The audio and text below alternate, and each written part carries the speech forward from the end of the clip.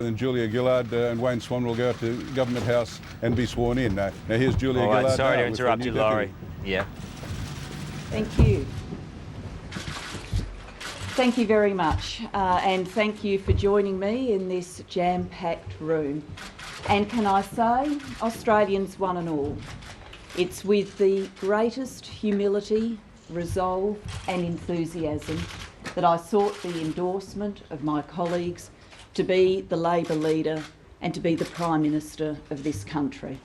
I have accepted that endorsement, and I am truly honoured to lead this country which I love. I'm utterly committed to the service of our people.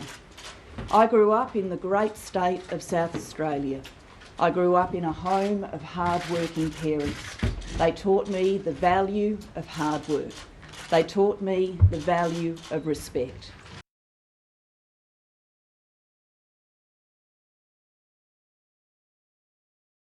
Guide me as Australia's Prime Minister. I believe in a government that rewards those who work the hardest, not those that complain the loudest. I believe in a government that rewards those that day in and day out work in our factories and on our farms, in our mines and in our mills, in our classrooms and in our hospitals, that rewards that hard work, decency and effort. The people who play by the rules, set their alarms early, get their kids off to school, stand by their neighbours and love their country. And I also believe that leadership is about the authority that grows from mutual respect shared by colleagues, from teamwork and from hard work, teamwork and spirit. It's these beliefs that have been my compass during the 3.5 years of the most loyal service I could offer to my colleague Kevin Rudd. I asked my colleagues to make a leadership change. A change because I believed that a good government was losing its way. And because I believe fundamentally that the basic education and health services that Australians rely on and their decent treatment at work is at risk at the next election. I love this country and I was not going to sit idly by and watch an incoming opposition cut education, cut health and smash rights at work. My values and my beliefs have driven me to step forward to take this position as Prime Minister. Today, I want to make some commitments to the Australian people. I want to make firstly a commitment that I will lead a strong and responsible government that will take control of our future. A strong and responsible government improving and protecting the essential public services and basic rights our people depend on, including, so importantly, their rights at work. I wish to make 2 acknowledgements. I take my fair share of responsibility for the Rudd government's record, for our important achievements and for the errors made. I know the Rudd government did not do all it said it would do, and at times it went off track. I also certainly acknowledge I have not been elected Prime Minister by the Australian people. And in the coming months, I will ask the Governor-General to call a general election so that the Australian people can exercise their birthright and choose their Prime Minister. Between now and this election, I seek their consideration and their support. And I seek that consideration and support as we emerge from the biggest financial crisis the world has faced since the Great Depression, with the lowest debt, amongst the lowest unemployment rates and the highest growth of the world's economies. This is an achievement we should be proud of. The working people, the employers, the employees, the trade unions, the small and big businesses, the employer associations who've all made this possible. I give credit to every hard-working Australian for what has been achieved during these difficult economic days. I give credit to the Labor giants, Bob Hawke and Paul Keating, as the architects of today's modern prosperity.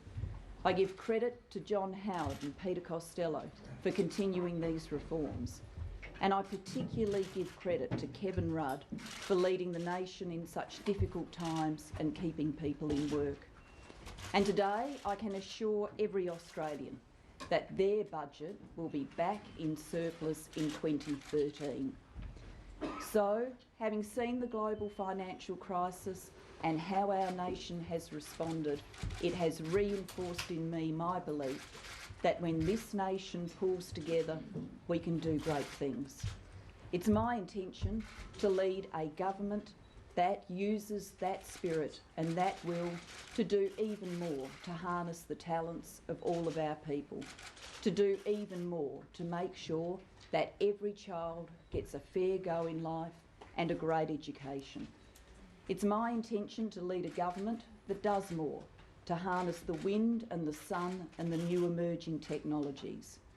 I will do this because I believe in climate change. I believe human beings contribute to climate change, and it is as disappointing to me as it is to millions of Australians that we do not have a price on carbon. And in the future, we will need one. But first, we will need to establish a community consensus for action. If elected as Prime Minister, I will re-prosecute the case for a carbon price at home and abroad. I will do that as global economic conditions improve and as our economy continues to strengthen.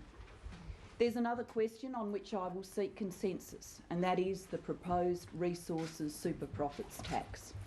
Australians are entitled to a fairer share of our inheritance, the mineral wealth that lies in our grounds. They are entitled to that fairer share. But to reach a consensus, we need to do more than consult. We need to negotiate. And we must end this uncertainty, which is not good for this nation. That's why today I am throwing open the government's door to the mining industry, and I ask that in return the mining industry throws open its mind. And today I will ensure that the mining advertisements paid for by the government are cancelled. And in return for this, I ask the mining industry to cease their advertising campaign as a show of good faith and mutual respect. Negotiations will occur with the mining industry. They will be led by the Treasurer and new Deputy Prime Minister and Minister Martin Ferguson. Can I say as well as dealing with these issues that as incoming Prime Minister, I want to say something to our troops, to our men and women at home and abroad. We're a grateful country and we acknowledge your sacrifice. Our country relies on you to keep us safe, to keep the peace and to honour the US and the other alliances that are so important for our nation. The most recent loss of life of brave Australian soldiers in Afghanistan and the injuries that have befallen our troops remind us all of the depth of the sacrifice that our serving men and women can be called on to make. Our thoughts are certainly with the grieving families. Finally, I want to pay a tribute to Kevin Rudd. Ultimately, Kevin Rudd and I disagreed about the direction of the government. I believed we needed to do better. But Kevin Rudd is a man of remarkable achievement. He made wonderful history for this nation by saying sorry to Indigenous Australians. Wonderful history. He was the leader who withdrew our troops from Iraq and had the foresight to reinforce our commitment in Afghanistan. He was the leader who saw us through the global financial crisis, the leader who turned his intelligence and determination to health reform, combating homelessness and closing the gap for Indigenous Australians.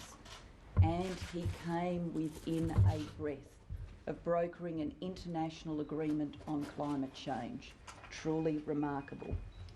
Of course, I will be talking to Kevin Rudd about his future in the Parliamentary Labor Party.